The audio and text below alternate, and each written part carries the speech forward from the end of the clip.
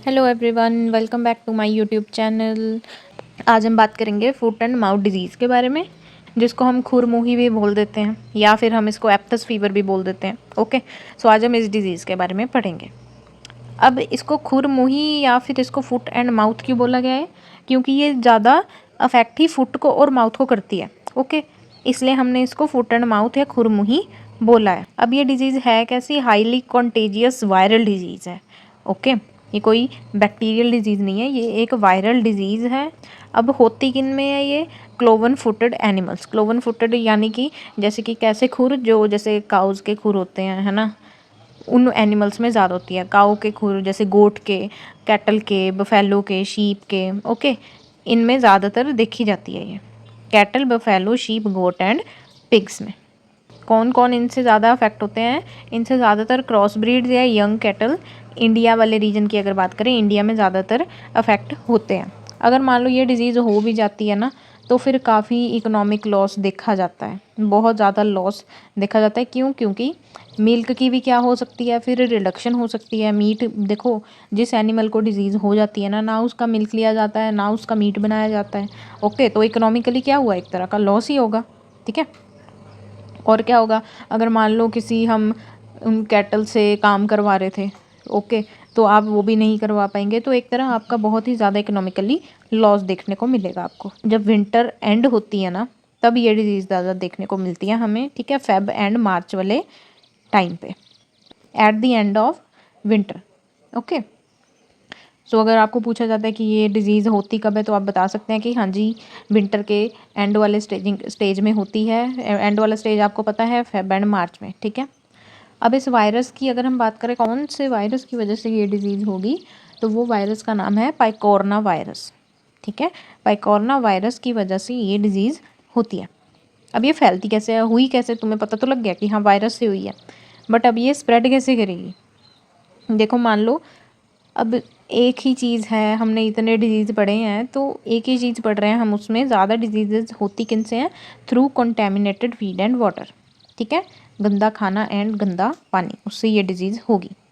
और किससे हो सकती है? ये थ्रू एयरबॉर्न इन्फेक्शन। अब एयरबॉर्न यानी कि मान लो कुछ भी इनहेल कर लिया जाए, जैसे अगर ये कहीं गंदे इन्वायरमेंट में कोई एनिमल बैठा है, ओके, तो फिर वहाँ पे वो क्या कर रहा है, अगर सांस भी ले रहा है ना, तो उसके थ्रू भी क्या चले जाएंगे? थ्रू एयर भी वो क्या ले सकता है? इन बैक्टीरिया, इन वायरस को अपने अंदर ले सकता है। ठीक है, तो एयरबॉर्न इन्फेक्शन भी हो सकता है। दूसरा, और ये कैसा हो सकता है? देखो, एक डैम से हो सकती है काफ में। ठीक है, आप बोलोगे डैम क्या होता है मैम? वो वाला डैम नहीं होता, ये पानी वाला डैम हम बोल देते हैं मदर को, मदर को ही बोलते हैं। ठीक है, जैसे मान लो जो अभी काफ हुआ है, उसकी जो मदर है उसको हम बोल देंगे डैम। ठीक है, जो काफ्स होते हैं, है ना, जो अभी जस्ट बॉर्न हुए होते हैं, तो मदर से अगर मदर्स को डिजीज़ है, तो मदर से फिर काफ्स को भी ये डिजीज़ हो जाती है। ठीक है, उसके बाद अगर हम बात करें इसके सिम्टम्स की, कि इसके सिम्टम्स क्या होते हैं, देखो, सबसे पहले तो इसमें फ़ीवर हमें देखने को मिलता है। हाई फीवर कितना? 104 टू 108 डिग्री फ़ारेनहाइट तक हमें इसमें फ़ीवर देखने को मिलता है। अब वो फ़ीवर डिपेंड करता है, रहता है 24 घंटे रहता है या 48 घंटे रहता है। ठीक है, उसके बाद इसमें और क्या देखा जाता है कि उस एनिमल को बिल्कुल भी क्या नहीं लगती है? भूख नहीं लगती, लॉस ऑफ एपेटाइट।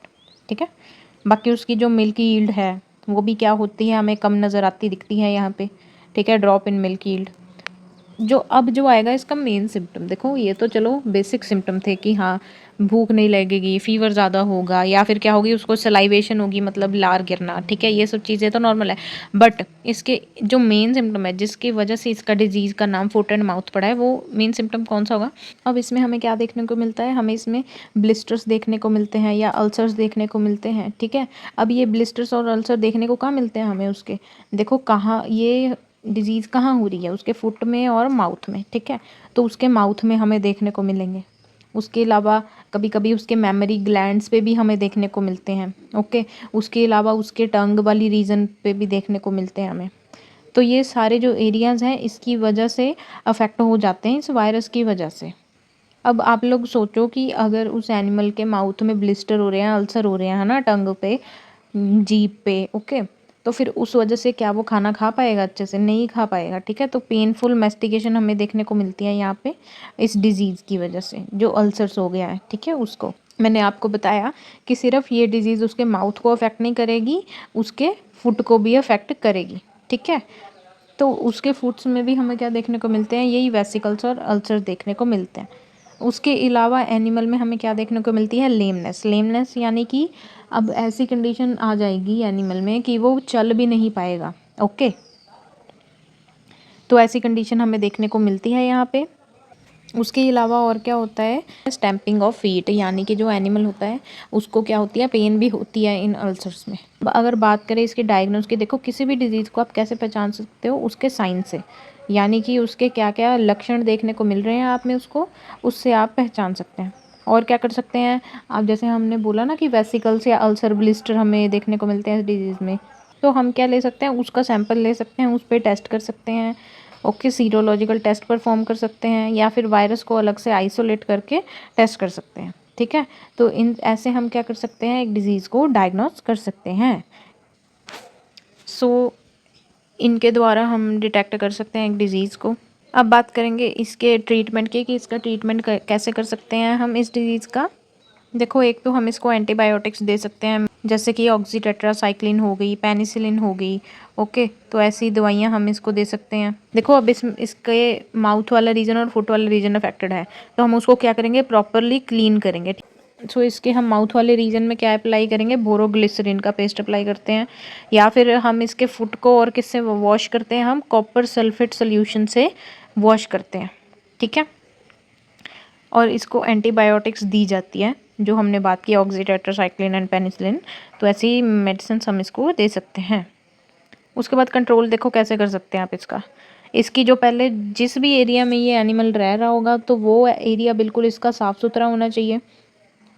अगर मान लो इसकी जो शेड है, शेड को भी किससे क्लीन करना है आपने? 1 और 2% कॉस्टिक सोडा से या फिर फॉर्मेलिन से इसकी शेड को आपने क्लीन करना है। और जिस भी एरिया में ये रह रहा था, उसका जो बेडिंग मटेरियल, जहाँ पे ये बैठा होगा, कुछ भी जो भी फ्लोर होगा, जिस भी चीज़ पे ये बैठा होगा, या तो उसको अलग कर निकाल दो, ठीक है। या तो जो भी इसने फीड खाई थी, उसके कांटेक्ट में भी कोई और एनिमल नहीं आना चाहिए। अगर उसी कंटेमिनेटेड फीड पे कोई और एनिमल फीड कर गया, तो वो डिजीज़ उसमें भी जा सकती है। तो उस फीड को क्या कर दो? उस फीड को आप जला दो, ठीक है।